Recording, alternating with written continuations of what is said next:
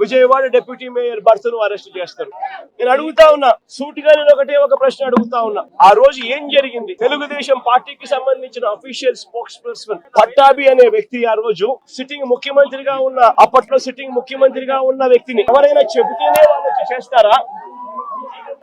కడుపు మండిన వాళ్ళందరినీ కూడా అరెస్ట్ చూపించి కోర్టులో ప్రొడ్యూస్ చేయడం కూడా జరిగింది. ఎందుకంటే 7 ఏళ్ల సంకేతం తెలుసు. బుధవారం నాడే తుఫాను, శుక్రవారం సాయంత్రం నుంచి తుఫాన్ పై నుంచి వచ్చే నీళ్లను, ఇతర రాష్ట్రాల నుంచి వచ్చే నీళ్లను, ఈ ఫ్లడ్ కుషన్ ఉంది కాబట్టి ఆ నీళ్లు పై నుంచి వచ్చే నీళ్లు కింద పులిచింతల కింద గోడవేరులో గేట్లను కూడా ఎత్తేసి విజయవాడని పూర్తిగా పంపించారు. నేను అడుగుతా ఉన్నా, చంద్రబాబు నాయుడు చేసిన ఈ దుశ్చర్యకు, చంద్రబాబు నాయుడు చేసిన ఈ తప్పుడు పనికి ఏకంగా 60 మంది పైకి చనిపోయినారు.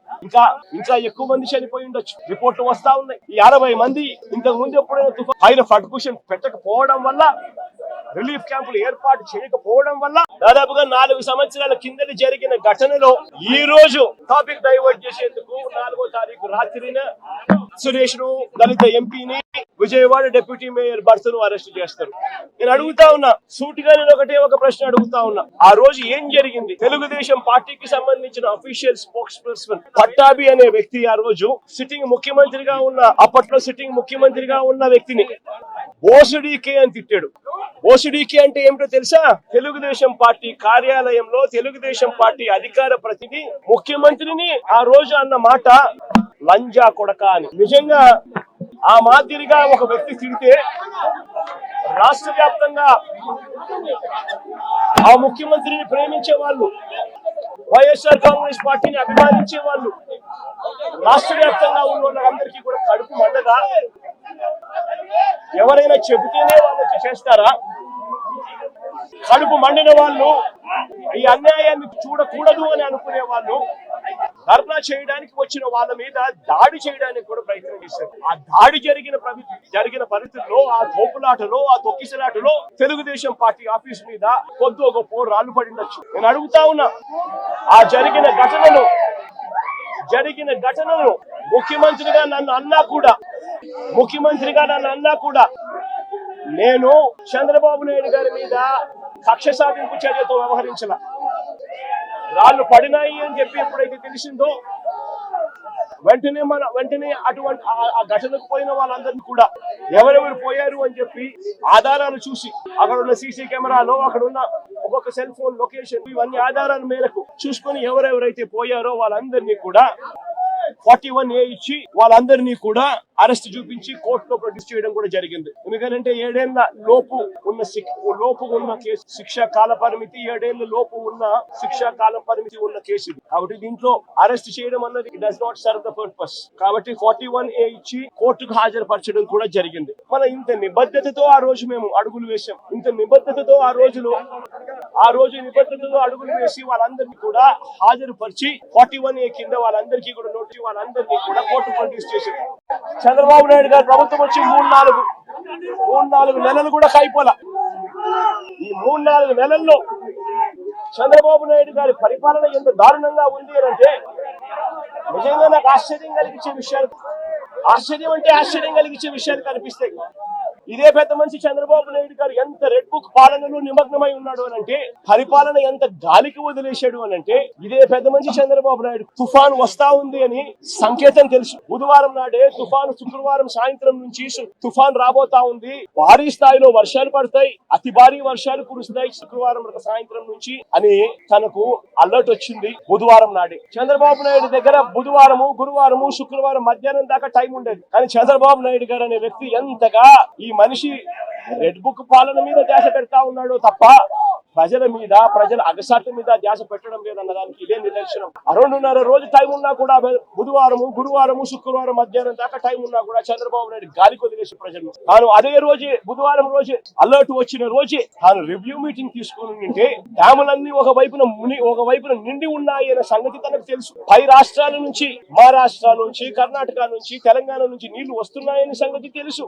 మాన్సూన్ వల్ల అటు పై రాష్ట్రాల నుంచి వరదలు వస్తా ఉన్నాయనే సంగతి తెలుసు. మన రాష్ట్రంలో కూడా తుఫాన్ రాబోతా ఉంది అనే సంగతి కూడా తెలుసు. మరి అలాంటప్పుడు చంద్రబాబు నాయుడు ఏం చేయాలి? బుధవారం రోజు రివ్యూ తీసుకుని రెవెన్యూ సెక్రటరీని, చీఫ్ సెక్రటరీని, ఇరిగేషన్ సెక్రటరీని, హోమ్ సెక్రటరీని వీళ్ళందరినీ కూడా పిలిచే కార్యక్రమం చేయాలి. వీళ్ళందరితో రివ్యూ తీసుకుంటే వీళ్ళందరూ ఆ తర్వాత కలెక్టర్లతో వెళ్లి కలెక్టర్లతో వీళ్ళంతా కూడా చేయాల్సిన పనులు చేస్తారు. ఇరిగేషన్ సెక్రటరీ ఉన్న డ్యాములను ఖాళీ చేయిస్తాడు. శ్రీశైలంలోను, నాగార్జున సాగర్ లోను, పులిచింతల్లోను 3 డ్యాముల్లోనూ కనీసం ప్రతి డ్యామ్ లోను ఒక 25-30 టీఎంసీలు తగ్గించుకుంటూ వచ్చి కనీసం ఒక 80-90 టీఎంసీలు మేరకు తగ్గించి ఈ 3 డ్యాముల్లో కలిపి ఒక ఫ్లడ్ కుషన్ మెయింటైన్ చేస్తాడు ఇరిగేషన్ సెక్రటరీ. దానివల్ల పైనుంచి వచ్చే నీళ్లను, ఇతర రాష్ట్రాల నుంచి వచ్చే నీళ్లను, ఈ ఫ్లడ్ కుషన్ ఉంది కాబట్టి నీళ్లను అక్కడే ఆపిండొచ్చు.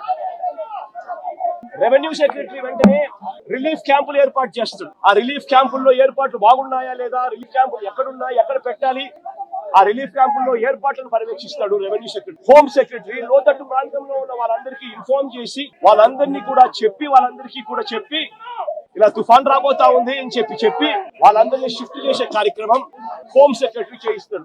మరి నేను అడుగుతా ఉన్నా, ఇదే పెద్ద మంచి చంద్రబాబు నాయుడు ఇవన్నీ చేశాడా అని అడుగుతా ఉన్నా. మరి ఇవన్నీ ఎందుకు చేయలేదు చంద్రబాబు అని అడుగుతా ఉన్నా. ఇవన్నీ చేయకపోవడం వల్ల, ఫ్లడ్ కుషన్ ఏర్పాటు చేయకపోవడం వల్ల ఆ నీళ్లు పై నుంచి వచ్చే నీళ్లు, కింద పులిచింతల కింద దిగువన వచ్చే నీళ్లు, ఈ 2 నీళ్లు కలిసి ఒక ప్రళయంగా ఏర్పడి చివరికి బుడమేరును కూడా, కృష్ణా నదికి పోవాల్సిన బుడమేరును కూడా తన ఇంటిని రక్షించుకునేందుకు బుడమేరులో కూడా అర్ధరాత్రి దాటిన తర్వాత ప్రజలకు నోటీస్ ఇవ్వకుండా, ప్రజలకు సమాచారం ఇవ్వకుండా బుడమేరులో గేట్లను కూడా ఎత్తేసి విజయవాడని పూర్తిగా పంపించారు. నేను అడుగుతా ఉన్నా, చంద్రబాబు నాయుడు చేసిన ఈ దుశ్చర్యకు, చంద్రబాబు నాయుడు చేసిన ఈ తప్పుడు పనికి ఏకంగా 60 మంది పైకి చనిపోయినారు.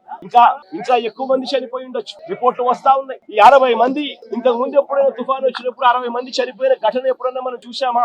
60 మంది ఏకంగా పైన మనుషులు చనిపోతే చంద్రబాబు నాయుడు గారి మీద నెగ్లిజెన్స్ కేసు అనేది ఎందుకు నమోదు చేయకూడదు అని అడుగుతా ఉన్నా. చంద్రబాబు నాయుడు గారు అనే వ్యక్తి వల్ల 60 మంది చనిపోయిన తర్వాత ఆ వ్యక్తి రివ్యూ తీసుకోకపోవడం వల్ల, ఆ వ్యక్తి చెప్పాల్సిన ఆదేశాలు చెప్పకపోవడం వల్ల, ప్రజలకు ఇవ్వాల్సిన ఇన్ఫర్మేషన్ ఇవ్వకపోవడం వల్ల, ప్రజలను అలర్ట్ చేయాల్సిన కార్యక్రమం చేయకపోవడం వల్ల, పైన ఫ్లడ్ కుషన్ పెట్టకపోవడం వల్ల, రిలీఫ్ క్యాంపులు ఏర్పాటు చేయకపోవడం వల్ల ఏకంగా 60 మంది పైచిలుకు చనిపోయారు. కొన్ని లక్షల మంది ఈ రోజు అగసాట్లు పడతా ఉన్నారు. ఇంతకన్నా దారుణమైన పాలన ఎక్కడైనా ఉంటుందా అని అడుగుతా ఉన్నా. ఈ పెద్ద మనిషి ఈ నేరాన్ని కూడా, ఈ తప్పును కూడా డైవర్ట్ చేసేందుకు ఒకవైపున సురేష్ లాంటి ఎక్స్-ఎంపీని, విజయవాడ డిప్యూటీ మేయర్ భర్తను, ఇలాంటి వాళ్ళని టాపిక్ డైవర్ట్ చేసేందుకు 4వ తేదీ రాత్రి అరెస్ట్ చేయించే కార్యక్రమం చేస్తున్నాడు. పిల్లలకు సంబంధించి జనవరి, ఫిబ్రవరి, మార్చికి సంబంధించిన క్వార్టర్ కు సంబంధించిన విద్యా దీవెన సొమ్ము మామూలుగా మేలో ఇవ్వాలి. తన ప్రభుత్వం వచ్చింది జూన్ లో వెంటనే అది ఇచ్చేయాలి. ఇంతకు ముందు కోడ్ అనుకుంటే కోడ్ తర్వాత వచ్చిన తర్వాత ఇవ్వాలి. ఈ రోజు జనవరి, ఫిబ్రవరి, మార్చి కు సంబంధించిన క్వార్టర్ పెండింగ్, ఏప్రిల్, మే, జూన్ కు సంబంధించిన quarter pending, July, August, September కూడా క్వార్టర్ కు సంబంధించి 3 క్వార్టర్లకు సంబంధించిన విద్యా దీవెన సొమ్ము పెండింగ్. అదే వైఎస్ఆర్సీపీ ప్రభుత్వం ఉన్నప్పుడు, మా ప్రభుత్వం ఉన్నప్పుడు ప్రతి 3 నెలలకు ఒకసారి, 3 నెలలు అయిపోయిన వెంటనే విద్యా దీవెన సొమ్ము ప్రతి అమ్మ ఖాతాలోను, ఆ పిల్లాడి ఖాతాలోను, ఆ పాప ఖాతాల్లోను, 2 జాయింట్ అకౌంట్లలో నేరుగా పడిపోయింది. ఈ రోజు విద్యా దీవెన 3 క్వార్టర్లకు సంబంధించి బిల్స్ పెండింగ్ ఉన్న పట్టించుకునే నాతుడు లేడు. వసతి దీవెన ఇవ్వాల్సింది ఇవ్వకుండా అమ్మఒడి అనే సొమ్ముతో తల్లి ఖాతాల్లోకి నేరుగా పడిపోయే పరిస్థితి గతంలో వైఎస్ఆర్సీపీ ప్రభుత్వం. అమ్మఒడి గాలికి ఎదురేశారు. గోరుముద్దలో రోజుకొక మెనూ పెడుతూ పిల్లలను అల్లారు ముద్దుగా చూసుకుంటా ఉన్న వాళ్ళ మేనమావ ప్రభుత్వం వైఎస్ఆర్సీపీ ప్రభుత్వం అయితే, ఈ రోజు చంద్రబాబు నాయుడు గారి ప్రభుత్వంలో పిల్లలు ఇవాళ తిండి తినలేక పిల్లలు ధర్నాలు చేస్తూ హాస్పిటల్లోకి ఇవాళ చేరుతా ఉన్న పరిస్థితులు ఈ రోజు కనిపిస్తా ఉన్నాయి.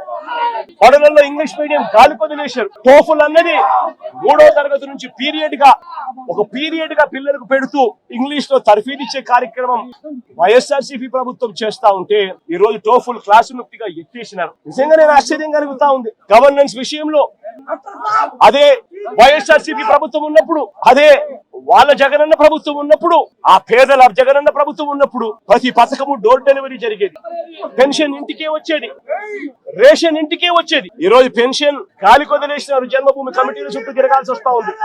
ఈ రోజు రేషన్ అన్నది, ఇంటికి రావడం అన్నది కథ దేవుడు ఎరుగు, వస్తే చాలన్నట్టుగా తయారైపోయింది. ఇంటి వద్దకే వచ్చే వాలంటీర్ల వ్యవస్థ కుప్పకూలిపోయింది. వాలంటీర్లను మోసం చేసినారు. సచివాలయ సిబ్బందిని కూడా ఇష్టం వచ్చినట్టుగా వాళ్ళను అక్కడికి ఇక్కడికి సచివాలయ వ్యవస్థను నిర్వీర్యం చేసేందుకు అక్కడికి ఇక్కడికి ట్రాన్స్ఫర్ ఆర్డర్లు చేసేసి సచివాలయ వ్యవస్థను కూడా కుప్పకూల్చారు.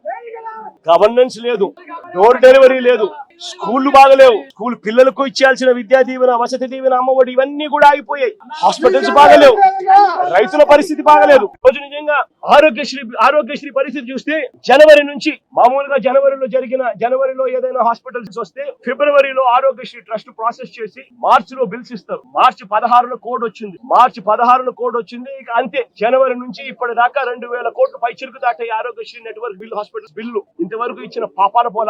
ఆరోగ్య ఆసరా అటకెక్కిచ్చేశారు. 104, 108 మన ఎంప్లాయీస్ కి సంబంధించి మొన్న అడుగుతా ఉంటే, సార్ ఈ ప్రభుత్వం వచ్చిన తర్వాత మాకు జీతాలు లేదు సార్ అని చెప్తా ఉన్నారు.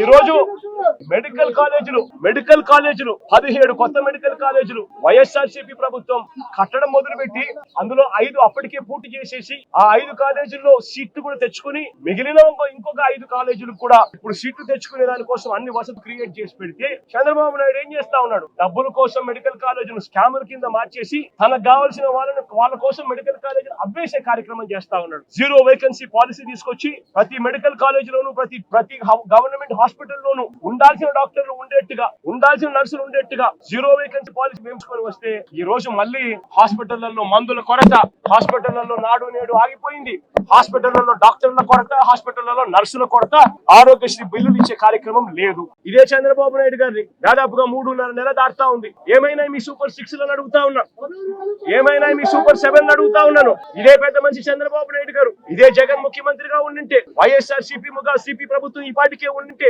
రైతులందరికీ కూడా ఈ పాటికి రైతు భరోసా సొమ్ముబడి ఉండేది, రైతులందరికీ కూడా ఉచితంగా ఇన్సూరెన్స్ అందుండేది, రైతులందరికీ కూడా. ఎందుకు ఈ విపత్తులు వచ్చాయి? ఈ విపత్తులు వచ్చి ఇంత పంట నష్టం జరుగుతా ఉంది. ఎక్కడన్నా ఒక్క గ్రామ సచివాలయంలో గాని కనీసం వీళ్ళంతా గాని ఆ గ్రామ సచివాలయంలో లిస్టులు పెట్టి సోషల్ ఆడిట్ చేసి ఎవరికైనా ఇంకా మిగిలిపోయి ఉన్నారా, అందరి వచ్చినాయా, అన్ని ఊర్లు నమోదైనాయా అని చెప్పి చూసే కార్యక్రమం కనీసం జరుగుతా ఉందా లేదా అని అడుగుతా ఉన్నా. సోషల్ ఆడిట్లు గాలికి ఎగిరిపోయాయి. గ్రామ సచివాలయంలో పారదర్శకంగా లిస్టు పెట్టే కార్యక్రమం గాలికి ఎగిరిపోయింది. రాని వాళ్ళు ఎవరైనా కూడా నమోదు చేసుకోండి అని అడిగే ప్రక్రియ గాలికి ఎగిరిపోయింది. ఈ రోజు గవర్నెన్స్ లో రైతులకు పెట్టుబడి సహాయం లేదు, రైతులకు ఫ్రీ ఇన్సూరెన్స్ లేదు, రైతులకు ఈ క్రాప్ లేదు. ఇలాంటి కెలామిటీ వస్తే, ఇలాంటి విపత్తు వస్తే కనీసం రైతులను పారదర్శకంగా ఆదుకునే కార్యక్రమం కూడా లేదు.